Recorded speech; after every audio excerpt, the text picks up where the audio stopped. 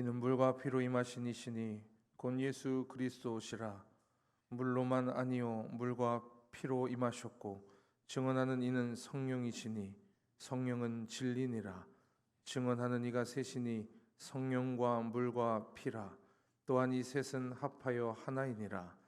하나님은 영이시니 예배하는 자가 영과 진리로 예배할지니라.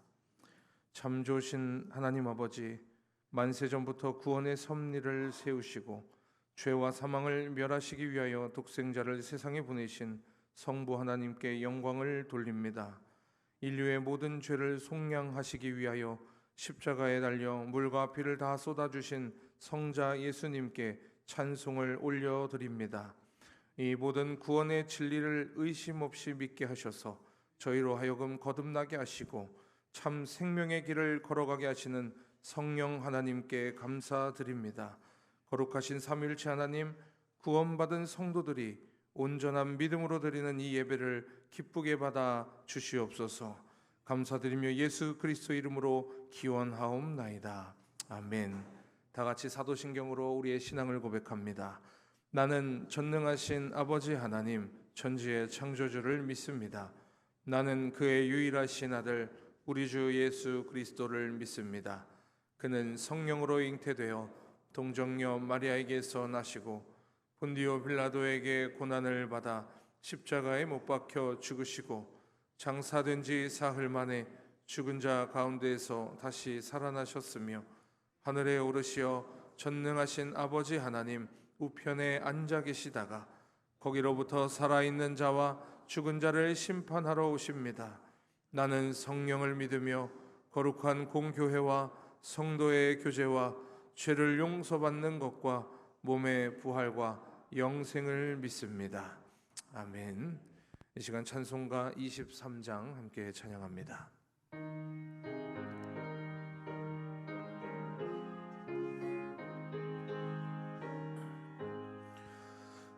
만입이 내게 있으면 그 입 다 가지고 내 구주 주시는 춤을 늘 찬송하겠네.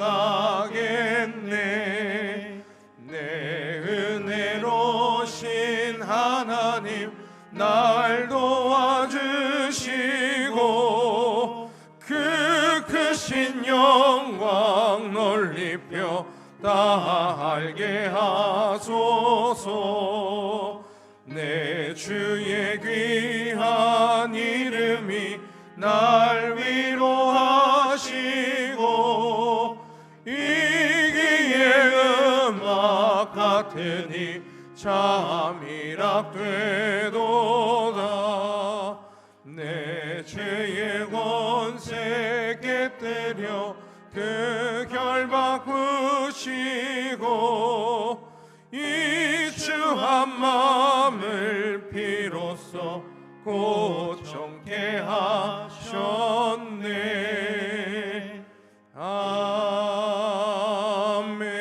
아멘. 성시교도 교동문 11번입니다. 우리 시편 17편 우리 다 함께 성시교도 가겠습니다. 여호와여 의의 호소를 들으소서. 나의 우르짖음에 주의하소서.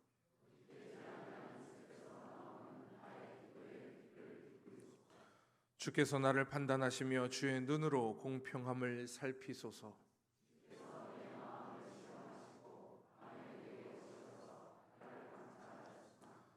흠을 찾지 못하셨사오니 내가 결심하고 입으로 범죄하지 아니하리이다.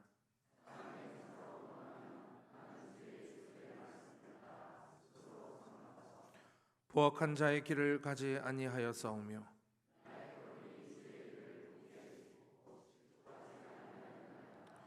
하나님이여 내게 응답하시겠으므로 내가 불렀사오니 주께 피하는 자들은 그 일어나 치는 자들에게서 오른손으로 구원하시는 주여. 아멘. 이 시간 우리를 대표하여 유석형 장로님께서 기도해 주시겠습니다.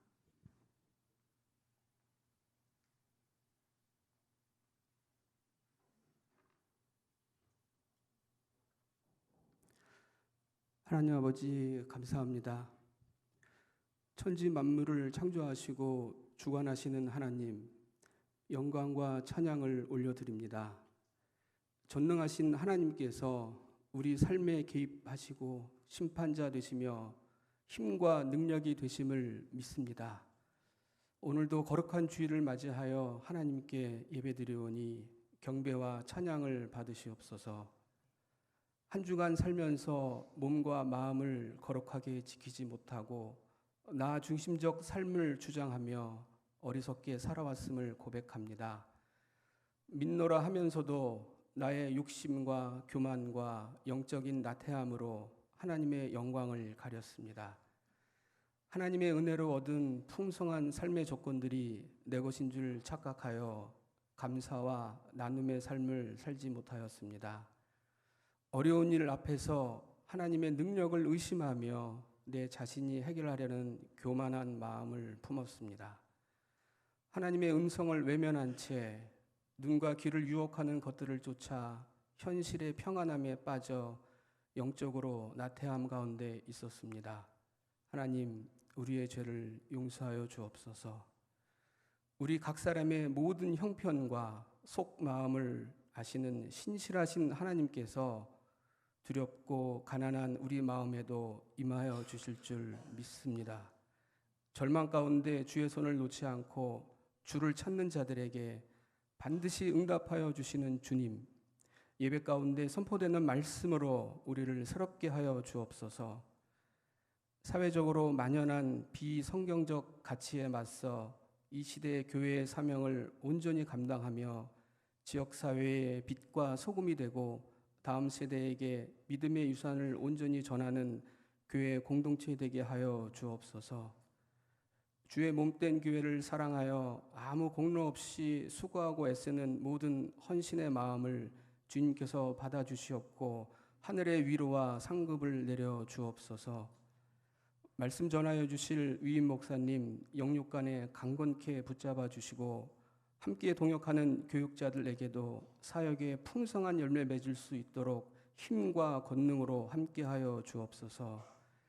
이 시간 드리는 저희들의 예배를 주님 기뻐 받아 주시옵고 하늘의 소망을 품고 갈망하는 저희들에게 생명의 말씀을 내려 주옵소서. 예수님 이름으로 기도드립니다.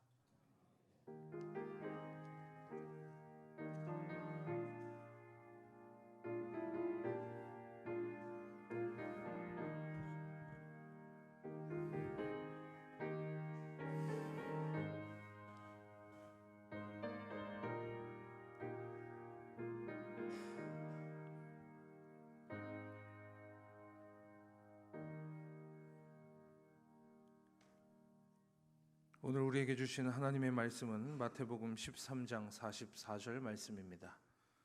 마태복음 13장 44절, 우리 신약성경 22페이지입니다. 우리 다 함께 합독하겠습니다. 천국은 마치 밭에 감추인 보화와 같으니 사람이 이를 발견한 후 숨겨두고 기뻐하며 돌아가서 자기의 소유를 다 팔아 그 밭을 사느니라. 아멘. 우리 시간 봉헌 찬송 406장 함께 찬양하며 예물 올려드리겠습니다.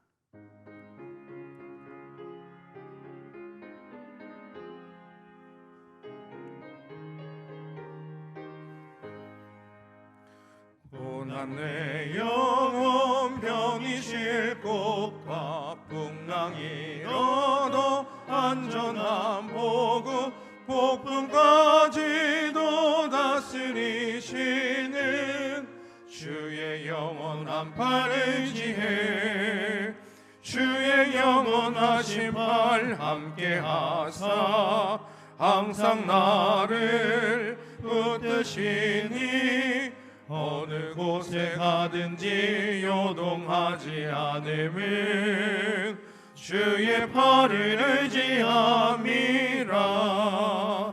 세상 친구들 나를 버려도 예수를 함께 동행함으로 주의 은혜가 충만하리니 주의 영원한 팔을 지혜 주의 영원하신 팔 함께 하사 항상 나를 붙드시니 어느 곳에 가든지 요동하지 않음은 주의 팔을 의지함이라.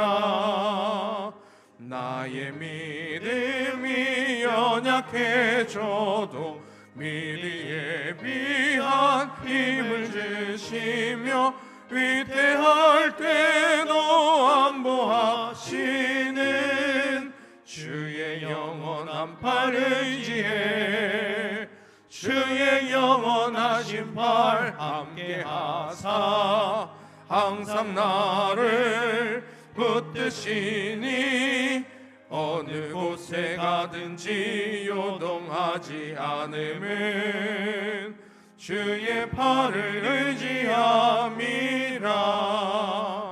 능치 못한 것 주께 없으니 나의 일생을 주께 맡기면 나의 모든 짐 대신 지시는 주의 영원한 팔 의지해 주의 영원하신 팔 함께 하사 항상 나를 붙드시니 어느 곳에 가든지 요동하지 않음은 주의 팔을 의지함이라. 아멘. 이 시간 교회 소식을 전해드립니다. 오늘은 전통 예배로 드리고 다음 주일은 전세대 연합 예배로 드리겠습니다. 교회 소식입니다. 2025년 전반기 교육 프로그램이 은혜 가운데 잘 마쳤습니다. 함께해 주신 성도님들께 감사드립니다. 맥주 감사주일 기간별 찬양대회는 오늘까지 공명을 목회실로 알려주시면 감사하겠습니다. 6월 겟세마네 밤 기도회가 내일부터 돌아온 금요일까지 매일 저녁 8시에 있습니다. 이 기간에 새벽 기도회는 가정에서 드리시고 수요 예배는 8시에 우리 겟세마네 밤 기도회로 드리시면 되겠습니다. 이번 갯밤 주제는 복이 있으라라는 주제인데요. 이 주제를 가지고 우리가 다음 달에 있을 평신도 부흥회와 또 우리 다음 달부터 있을 우리 BCM 교육부서 여름 행사를 위해서 기도 제목을 함께 나누고 또 중보하는 시간을 갖도록 하겠습니다. 해당되시는 우리 아이들과 또 청소년 또 청년 또 교사분들 우리 모두 참석해 주셔서 함께 이 갯밤을 잘 채워주시면 감사하겠습니다. 베이킹 크루원을 모집하려고 하는데요. 기간은 7월, 8월을 제외한 총 12주간의 시간이고요. 매주 토요일 오후 4시에 진행이 됩니다. 신청 및 문의는 이용규 집사님께 문자로 해주시기를 바라고 이것은 선착순으로 모집을 합니다. 그리고 광고의 주보에 써있듯이 모든 일정에 참석하실 수 있는 분 우선으로 신청해 주시면 감사하겠습니다. GP 전도팀에서 이번 주 목요일에 교회 식당에서 전도 대상자 어르신들을 초대하여서 국수 섬김을 진행합니다. 위해서 기도해 주시면 감사하겠습니다. 오늘 오후 1시 10분에 그룹 2실에서 우리 임시당회가 있겠습니다. 우리 장로님들 참석해 주시면 고맙겠습니다. 교육자 동정입니다. 김규일 목사님이 내일부터 25일까지 우리 휴가를 다녀오겠습니다. 금주 111 기도 제목은 6월 겟세마네 밤 기도회를 통해 복의 진정한 의미를 깨닫고 BCM 여름 행사가 다음 세대의 영적 성장을 이루는 은혜의 시간이 되게 하소서입니다. 6월 21일 교회 청소는 주보를 참고해 주시기 바랍니다. 이제 엘리야 중창단의 찬양이 있은 후에 위임 목사님께서 감추인 보화를 발견하셨습니까? 라는 제목으로 말씀 전해 주실 때 큰 은혜 받으시기 바랍니다.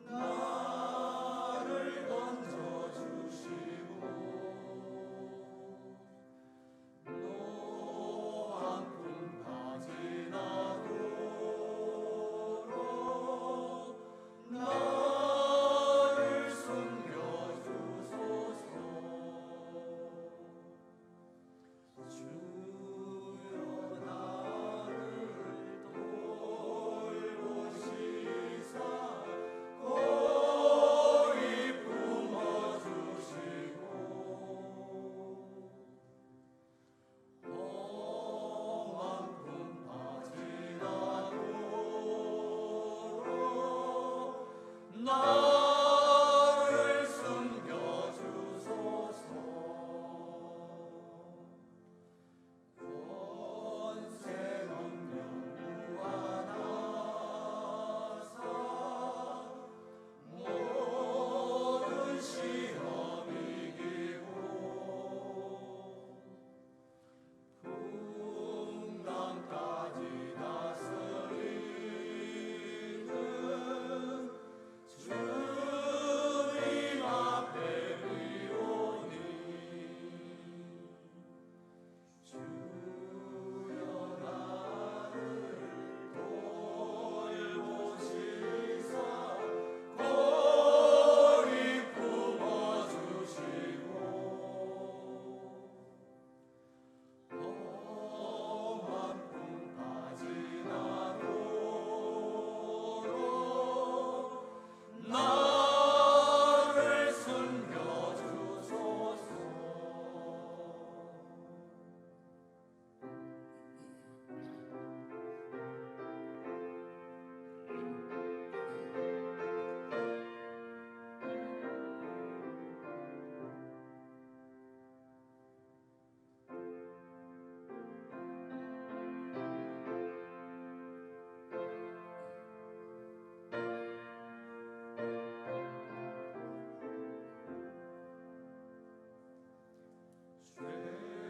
죄악길에 빠지는 몸 캄캄한 데 헤매며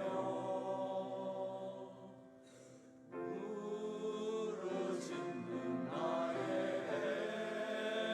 애원 들으소서 내 주여. 주여 나를 돌보시사 고리 품어주시고 험한 풍 빠지나도록 나를 숨겨주소서. 주여 나를 돌보시사 고리 품어주시고 험한 풍 빠지나도록 나를 숨겨주소서.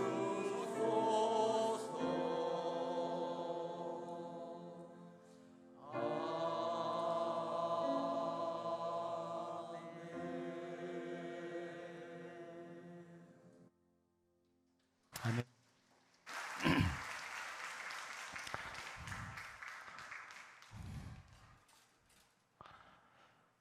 정호승 시인의 내 손에 대한 후회라는 시가 있습니다.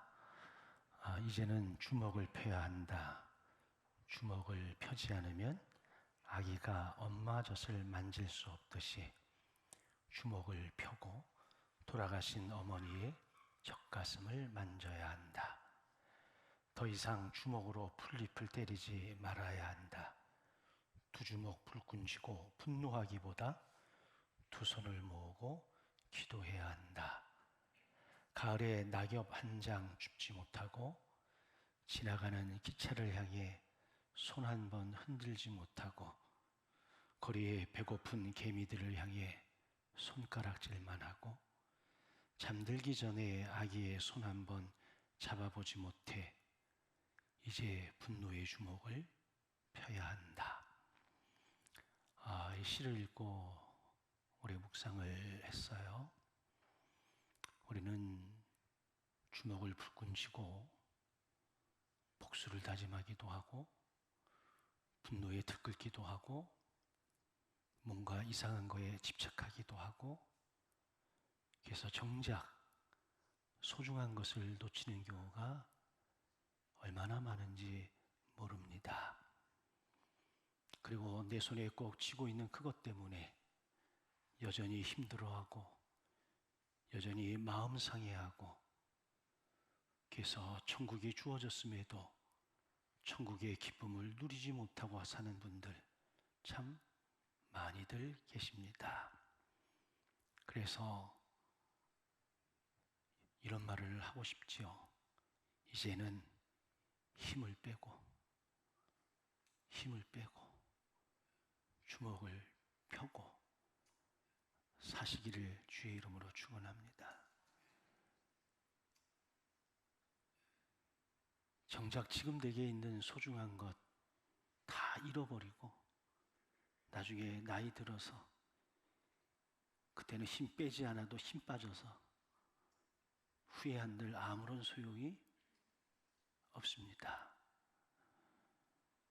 우리가 세상에 속해 살다 보니까 잘 살고 싶잖아요. 뭔가 있어 보이고 싶잖아요. 그래서 세상 문화와 가치에 함몰되어서 그 무언가를 불끈지고 살아가지요. 근데 그때는 그게 세상의 전부인 줄 알았습니다. 그건 다인 줄 알았고 다 될 줄 알았고 그게 내 소원인 줄 알았습니다. 근데 얼마 지나지 않으면 이게 별거 아니구나 이런 생각을 하게 돼요.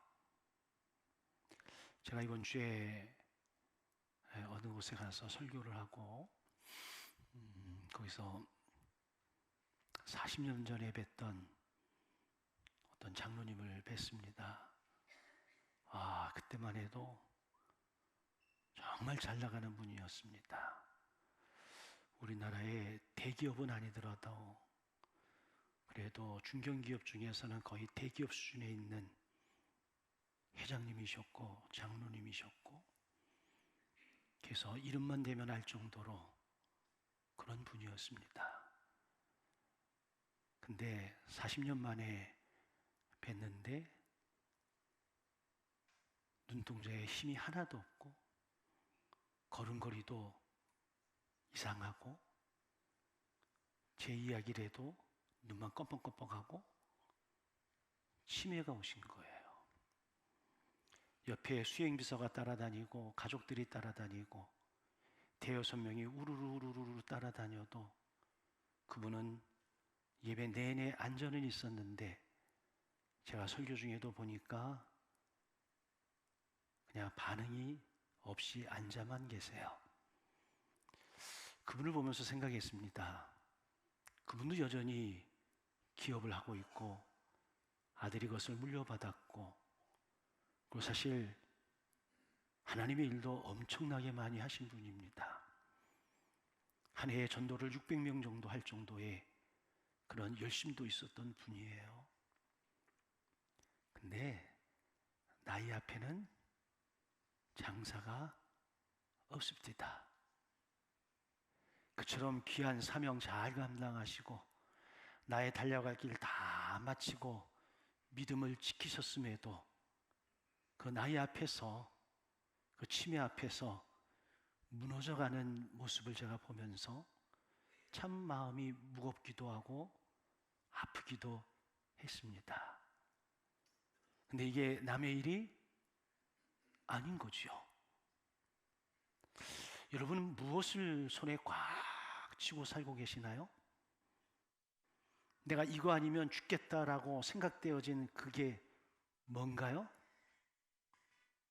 그게 지금도 앞으로 10년 후에도 여러분들이 생을 마감할 때에도 여전히 그것이 내게 그만큼의 가치가 있는 것일까요? 그래서 바울은 이 세상에 속해 살아가는 믿음의 사람들을 향해서 이 세상을 본받지 말라고 이야기합니다.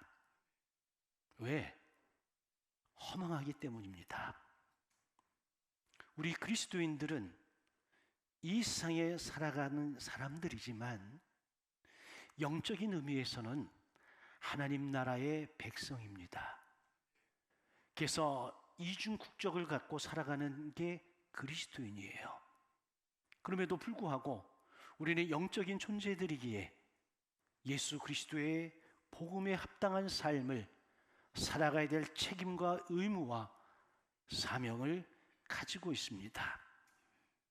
예수님께서도 그리하기에 하나님의 나라를 선포하셨고 그 하나님의 나라를 가르치셨고 그 하나님 나라의 백성들이 어떤 모습이어야 될지를 비유를 통해서 알려주셨습니다.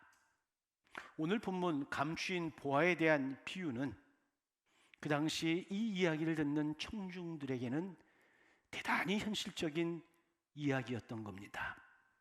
그 당시 역사 문화적 배경을 통해서 보면 예수님 시대의 팔레스타인 사람들은 자신이 가장 소중히 여기는 귀중품을 땅에 묻어두었습니다.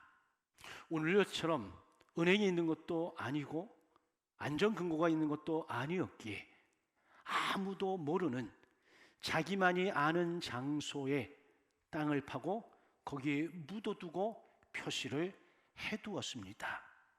이유는 간단합니다. 은행 제도가 없을 뿐만 아니라 전쟁과 약탈이 빈번하게 일어났기 때문에 오늘은 내 것이지만 내일은 내 것이 아닐 수 있기 때문입니다. 그래서 유대 역사가인 요세푸스의 글에도 보면 로마 유대 전쟁 때 많은 유대인들이 전쟁의 불확실한 운명에 대비해서 금, 은, 보화를 땅에 숨겨두었다라고 말합니다. 그런데 실제로 보물을 묻어둔 그 주인이 전쟁에서 죽을 수도 있고 갑작스럽게 죽임을 당할 수도 있지요. 그러면 그 보화는 그냥 그 땅 속에 고스란히 묻혀져 있는 겁니다. 근데 어느 날 어떤 사람에게 이 보화가 발견되어질 수 있는데 그런 일들이 종종 일어났다는 거예요. 자, 예수님의 비유 속 사람이 밭에서 보화를 발견한 이 이야기, 그 당시 현실에 바탕을 둔 이야기인 거죠. 그래서 심지어 그 당시 랍비들의 법률에 의하면 그렇게 흩어져 있는 돈이나 물건을 발견하면 그것은 발견자의 것이다 라고 규정되어진 원칙이 있다고 합니다. 그래서 비유 속 사람이 보화를 발견해서 다시 묻어두고 그 밭을 산 행동은 그 당시 법적으로 보면 전혀 문제가 없답니다. 예수님은 이런 친숙한 상황들을 통해서 영적인 진리를 가르치신 것인데 이 짧은 한 절을 통해서 우리에게 주시는 핵심 메시지가 뭐냐? 이 밭에 감추인 보화는 천국 곧 하나님의 나라를 가르친다는데 학자들의 의견이 동일합니다. 그래서 이 하나님 나라의 가치는 그 무엇보다도 바꿀 수 없는, 비교할 수 없는 대단한 가치가 있는 귀중한 것이다라고 하는 것을 알려주기 위해서 예수님께서 이 비유를 드셨다라고 하는 겁니다. 매추엘이라고 하는 주석가는 이 구절을 많은 사람이 밭의 겉모습만 보고 복음을 하찮게 여기지만 성경을 깊이 탐구해서 그 안에서 그리스도와 영생을 찾는 사람은 형언할 수 없는 보화를 발견하게 된다라고 이야기합니다. 자, 어떤 사람에게는 동일한 말씀이 복음이 되고 어떤 사람에게는 그저 하나의 이야기였다. 여러분, 어떤 성경의 말씀이 그것이 복음임을 발견한 사람은 마치 감추인 보화를 발견한 것과 같다. 여러분, 우리가 많은 사람들을 만나고 많은 것들을 보고 하지만 여러분, 그 가치를 아는 사람과 가치를 모르는 사람 있어요, 없어요? 저는 그림에 대해서 전혀 문외한입니다. 바르셀로나 뭐 이런 데 가가지고 피카소 전시관 가도 나는 그게 다 그거요. 아니, 이거를 100억 주고 사? 이거를 10억 주고 사? 난 도무지 이해가 안 가. 왜? 난 그 가치를 몰라요. 근데 그 가치를 아는 사람들은 그 도화지에 한 장 찍찍찍찍 그려진 습작임에도 불구하고 그거를 여러분 10억, 20억, 30억, 100억 경매 붙여서 팔아가지고 여러분 그 집에 소장해요. 여러분, 무엇이든지 그 가치를 아는 사람에게는 그건 대단한 거죠. 근데 그 가치를 모르는 사람에게는 그걸 자기 소유로 갖고 있어도 여러분 안다 모른다? 모릅니다. 여러분, 복음을 믿으십니까? 여러분 예수를 믿으십니까? 이 복음의 가치가 여러분들이 가지고 있는 그 모든 보화보다도 가치가 있음을 인정하고 믿으시나요? 여러분 구원의 기쁨이 그 정도의 기쁨으로 여러분들에게 지금 기쁨을 주고 있는 건가요? 그 중요한 질문이죠. 아니 밭을 지나가다가 발견했는데 이게 여러분 보물인 것을 모르는 사람도 있을 거고, 이게 귀중한 가치가 있는 것을 모르는 사람도 있을 겁니다. 근데 그들에게는 아무런 의미가 없는 거잖아요. 여러분들이 예수를 믿게 된 것도 남들은 그냥 스쳐 지나갔지만 그래도 여러분들은 복음을 듣고 이 복음이 나를 죄에서 구원할 거라고 하는 그대로 믿음이 있었기에 여러분 복음을 받아들이고 예수를 영접해 이 자리에 앉아 있는 것 아니냐는 겁니다.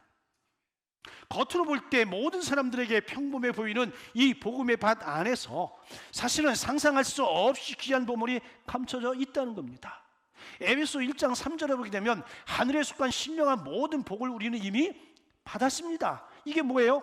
구원의 복인 거죠. 여러분 나만 예수의 복음을 들었습니까? 아닙니다. 내 주변에 많은 사람들이 예수의 복음을 들었습니다. 그런데 그 가운데 예수 믿고 구원받고 아직도 하나님의 자녀로 살아가는 사람 그리 많지 않습니다. 중학교 시절에 저와 세 분, 저보다 1년 선배 4명이 한 교회를 다니기 시작했습니다. 정말 열심히 봉사하고 헌신해서 목사님, 사모님 그리고 장로님들이 야 우리 교회 장로감이라 그랬습니다. 그런데 남아있는 사람은 저밖에 없습니다. 이유는 어디에 있을까요? 복음의 가치를 알고 있느냐 없느냐의 차이 아닐까요? 그런데 이처럼 천국 복음은 그 가치를 아는 사람들에게는 기쁨을 준다는 거예요. 이 기쁨이 너무 크고 너무 놀라워서 모든 것을 들여서라도 그것을 얻고 싶어 한다라고 하는 겁니다. 그래서 이 비유 속에서의 핵심 가운데 핵심은 이 보화를 발견한 사람의 태도와 반응이라고 하는 겁니다. 자, 이 보물을 발견한 사람 다시 묻어두고 기뻐하여 돌아가 자기 소유를 다 팔아 그 밭을 샀다는 겁니다. 이분에게 뭐가 있는 거예요? 기쁨이 있는 거예요. 근데 이 기쁨은 내게 있는 모든 걸 팔아서 이것을 소유할 정도의 뭐가 된다? 기쁨이 된다라고 하는 겁니다. 여러분들이 세상을 살아가다가 야 이거 정말 대단한 거야, 내가 이게 있으면 너무 기쁠 거야. 그래서 여러분 뭔가 희생하고 헌신하고 드린 것 아니겠습니까? 여러분들 지금 같이 사는 아내 남편 여러분 대가 지불 없이 그냥 낼름 결혼했습니까? 어이구 큰일 났다, 다 그러네. 그거 아니잖아요. 시간 들여, 물질 들여, 마음 들여, 정성 들여, 그래서 지금 같이 사는 거 아닌가요? 그럼 후회하시나요? 기쁨이 충만하신가요? 근데 여러분 아내도 남편도 지금은 몰라. 근데 나중 되면 여러분 내 곁에 없으면 그때 가서 안 되니까. 저희 장모님께서, 저희 장인어른께서 50 조금 넘으셔가지고 풍을 맞으셔서 5년 동안 누워 계셨어. 누워 계시다가 어느 날 돌아가셨는데 저는 장인어른 얼굴을 몰라요. 왜? 그 이후에 결혼했기 때문에. 근데 제 아내를 통해서 하는 얘기가 저희 장모님이 그러더랍니다. 그래도 누워있는 남편이 있을 때가 더 좋았더랍니다. 안 겪어본 사람은 알 수 없는 거예요. 여러분 지금 옆에 있는 분들의 얼굴을 한번 보세요. 지금 빨리. 여러분 그분이 있음을 여러분 기뻐하시길 주의 이름으로 축원합니다. 아니 그때는 한참 연애할 때는 죽고 못 살았잖아요. 그래서 내 인생 다 준 거 아닙니까? 그런데 여러분 이 사람도 자신이 우연치 않게 발견한 이 보화가 그 이상의 가치가 있었기 때문에 자신의 소유를 다 팔아 그 밭을 몽땅 사버린 거예요. 그래서 바클레이라고 하는 학자는 이렇게 표현했어요. 이 비유의 가장 중요한 포인트가 뭐냐?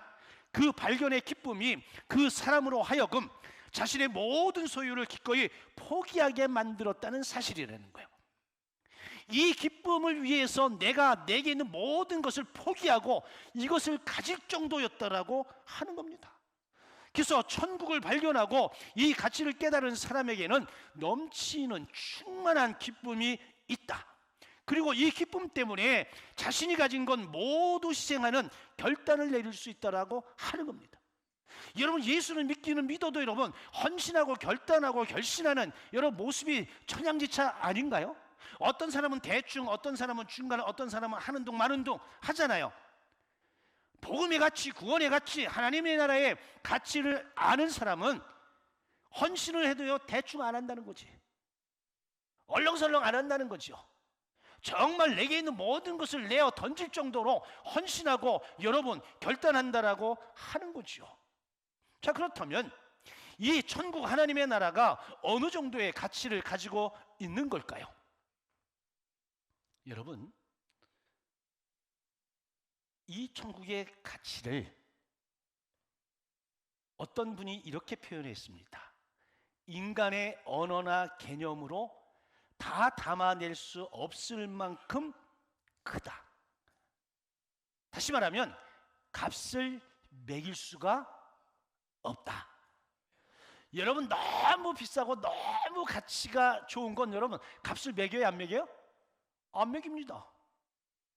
그래서 여러분 그림 같은 것도 진짜 귀한 그림은 여러분 값을 매겨요, 안 매겨요?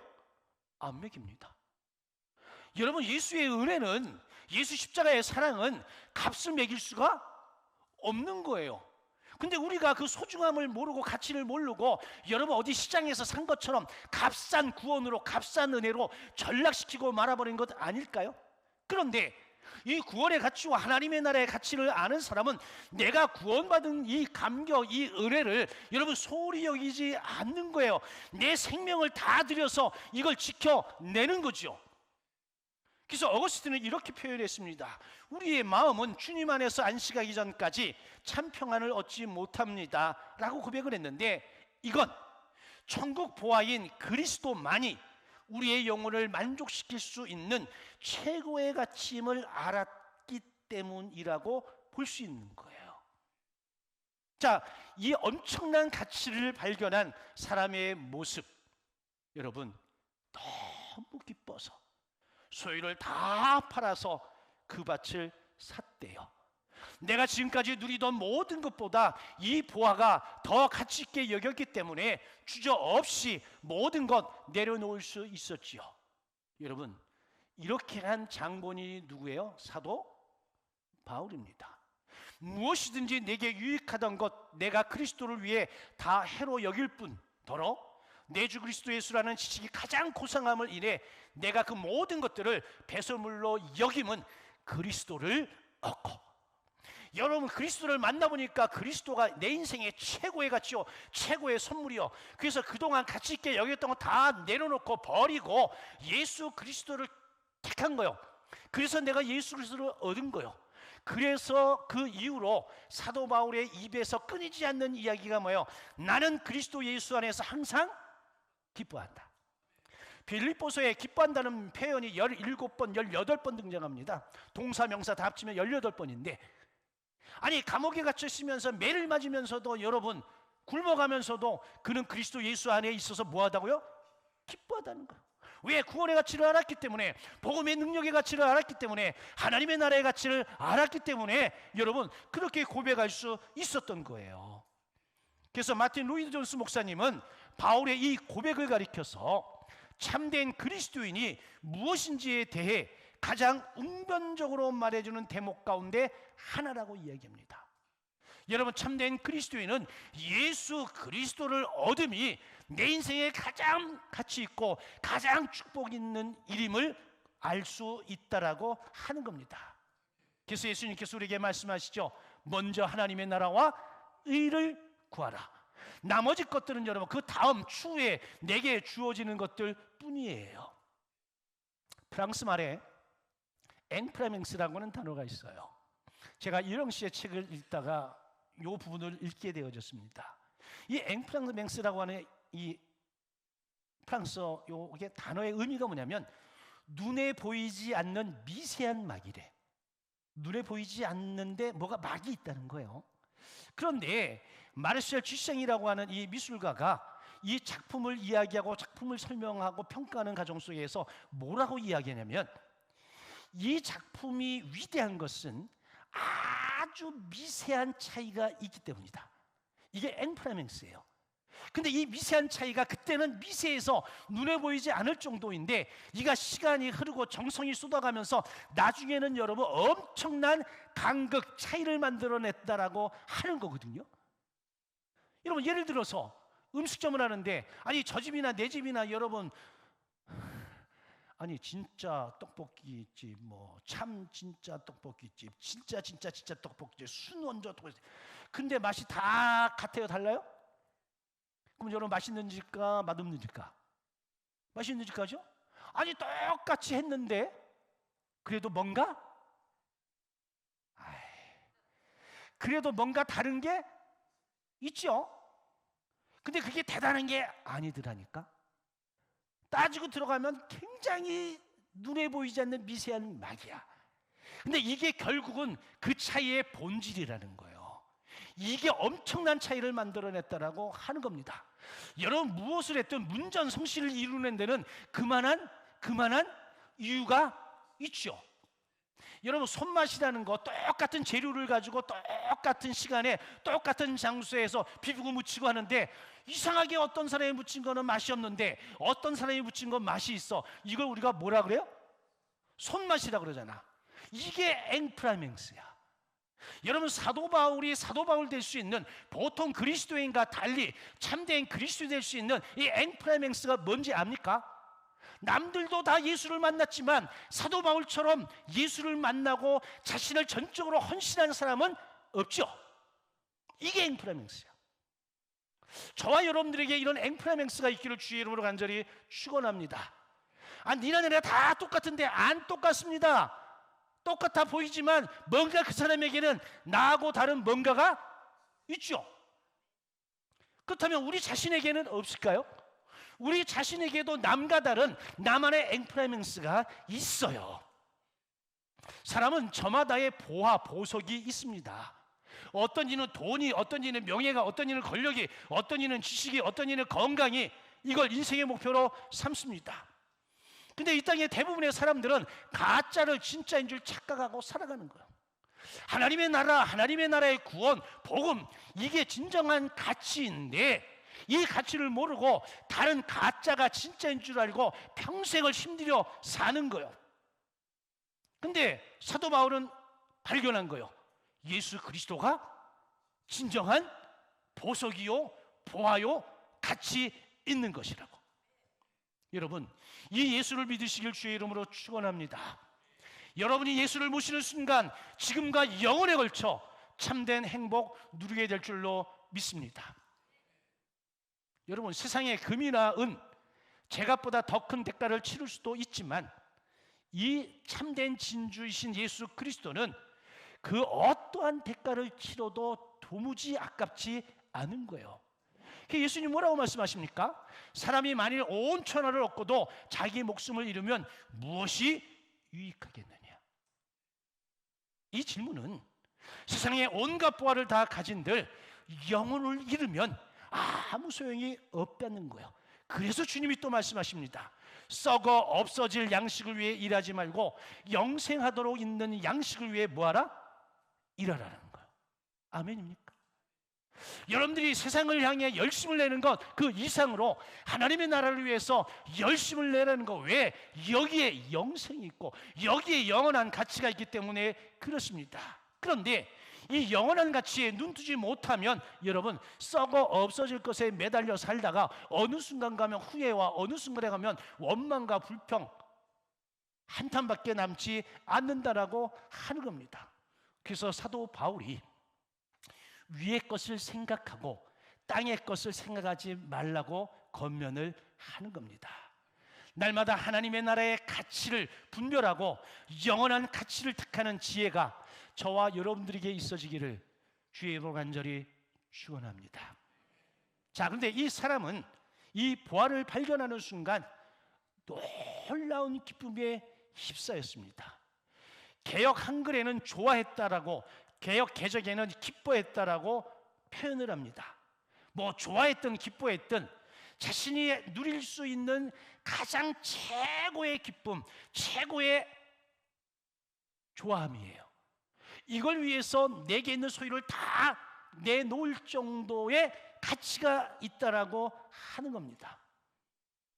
이것 때문에 이 사람의 인생은 완전히 바뀌는 거예요. 이전에 한 번도 경험하지 못했던 기쁨을 경험한 거예요. 이 기쁨을 더 누리기 위해서 내게 있는 모든 소유를 팔아 아예 그것을 사버린 거죠. 여러분, 실제로 예수님을 만난 사람들의 이야기를 보면 공통적으로 나타나는 게 기쁨이에요. 요한복음 4장에서 예수 만난 사마리아 여인은 물동이를 버려두고 동네로 달려가 사람들에게 내가 메시아를 만났다라고 전하고, 예수님께 나온 사람들은 우리가 듣고 그가 참으로 세상의 구주인 줄 안다라고 하면서 대단히 기뻐했습니다. 사도행전 8장에 나오는 에디오피아의 내시가 복음을 받아들이고 세례를 받은 후에 기쁨으로 길을 가니라 라고 이야기를 하지요. 여러분, 이 천국을 발견할 때 오는 기쁨은 세상이 주거나 사람이 줄 수 있는 것이 아니라 오직 하나님만이 주실 수 있는 하나님의 선물인 줄 믿으시길 주의 이름으로 축원합니다. 이 기쁨이 얼마나 크면 내가 희생을 지불하고 대가를 지불하더라도 이 기쁨을 빼앗기지 않으려고 애쓰는 거예요. 여러분들이 지금까지 인생을 살아보면서 내게 주어진 이 기쁨이 너무 크고 너무 대단하고 너무 놀라워서 내가 그 어떤 것으로도 빼앗기지 않으리라, 그런 기쁨이 있을까요? 아마도 모든 어머니들은 여러분들이 아이를 처음 낳았을 때 그 아이의 얼굴을 보고 그런 생각하지 않았을까요? 이로 예수님께서 12제자를 전도연장으로 파송하면서 너희 이름이 하늘에 기록된 것으로 기뻐하라고 하셨습니다. 저와 여러분들은 그 무엇이 아닌 우리의 이름이 예수를 믿음으로 말미암아 저 하나님 나라 생명체 기록된 것, 이것으로 뭐하라? 기뻐하라고 하는 겁니다. 이 기쁨을 인하여 다른 모든 것들은 내려놓을 수도 있다라고 하는 거죠. 자, 그러면 이 천국을 어떻게 얻을 수 있을까?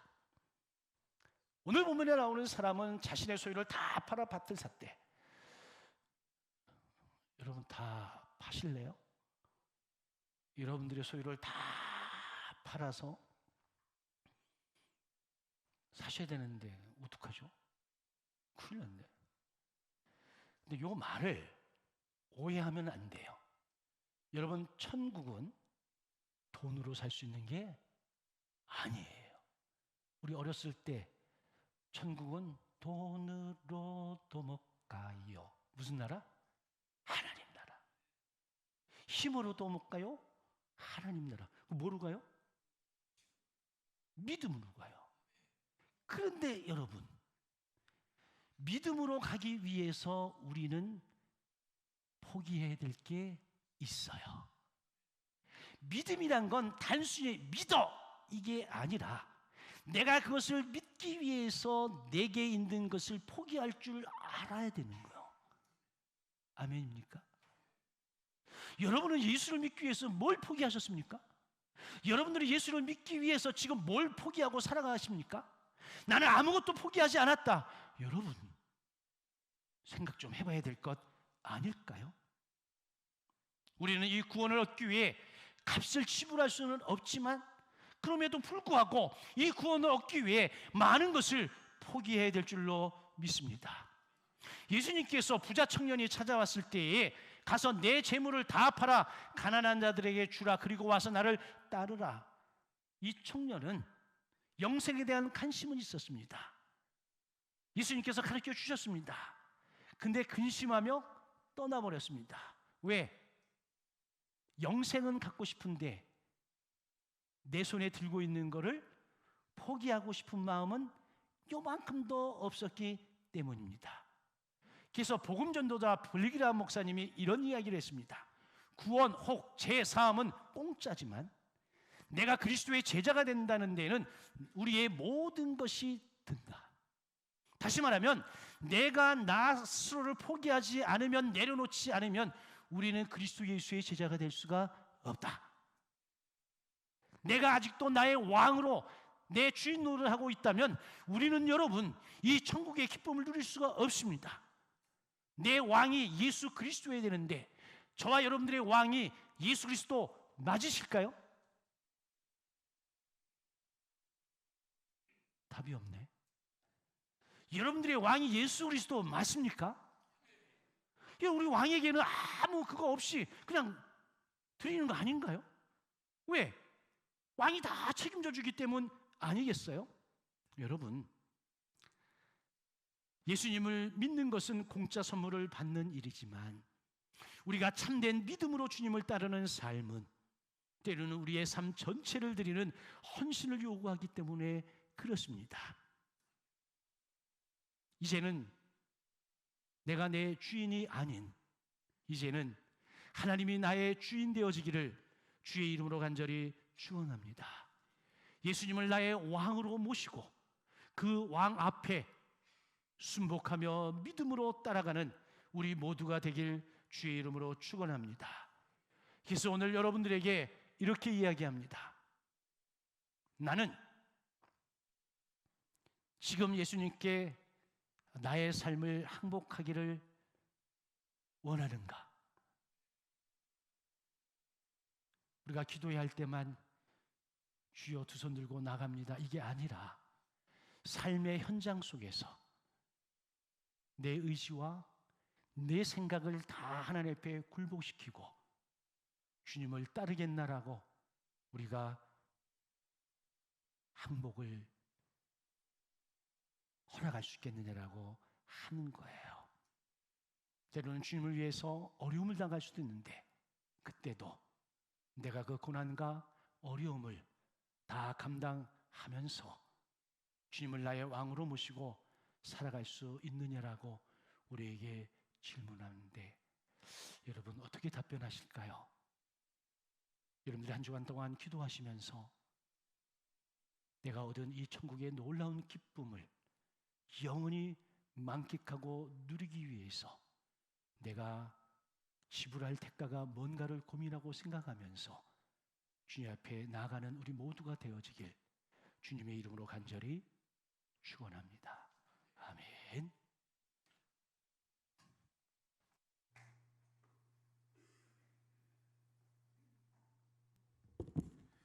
우리 주신 말씀을 기억하면서 우리 함께 찬양하고 기도하겠습니다.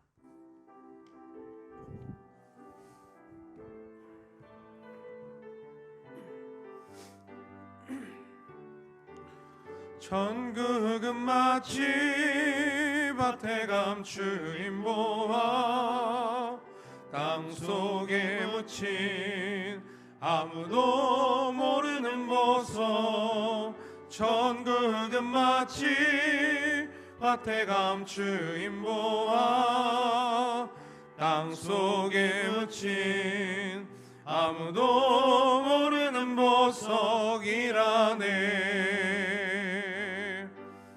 그 보석 발견한 사람은 기뻐 뛰며 집에 돌아가 집 팔고 땅 팔고 냉장고 팔아 기어이 그 밭을 사고 말 거야. 천국은 마치 밭에 감추인 보화 땅속에 묻힌 아무도 모르는 보석 천국은 마치 밭에 감추인 보화 땅속에 묻힌 아무도 모르는 보석이라네. 우리 함께 믿음으로 기도합니다. 사랑과 은혜가 풍성하신 하나님 아버지, 이 거룩한 주일을 우리가 예배의 자리를 인도하시고 살아있는 생명의 말씀 듣게 하시니 감사합니다. 아버지, 오늘 특별히 감추인 보화와 같은 하나님 나라의 비밀을 깨닫게 하시니 감사합니다. 영원한 가치를 가진 천국이 세상의 무엇과도 비교할 수 없는 소중한 보화임을 주님의 말씀을 통해 깊이 새기게 하시니 아버지, 이 모든 것 또한 주님의 은혜입니다. 사랑하는 하나님, 우리가 때때로 눈앞에 이익과 편안함의 마음을 뺏겨 참된 기쁨과 생명이 어디 있는지를 놓치며 살아옵니다. 그러나 오늘 말씀 앞에 서서 참된 보화이신 예수 그리스도를 발견하게 하시고 예수 그리스도를 통한 그 믿음을 통하여 우리가 천국을 소유한 자로서 아버지 믿음을 가지고 날마다 이 세상을 살아가는 귀한 아버지 하나님의 자녀의 삶이 되도록 주여 인도하여 주옵소서. 아버지, 우리의 마음 깊은 곳에 하늘의 소망을 심으시고 세상의 가치보다 하나님 나라를 더욱 사모하며 살아가도록 주님 인도하여 주시옵소서. 숨겨진 보화를 발견한 자처럼 기쁨과 감격으로 하나님께 순종하게 하여 주시며 마침내 그 나라의 영광에 참여하는 자들이 다 되도록 주여 인도하여 주옵소서. 감사드리며 예수님의 이름으로 기도드립니다. 아멘. 이제 표해찬송 1장 함께 찬양하시고 위임 목사님 축도로 주일 오전 2부 예배를 마치겠습니다.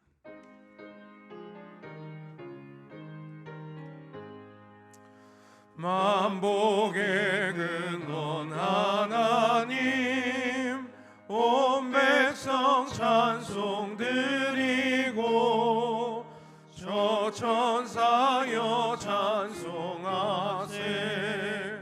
찬송 성부 성자 성령.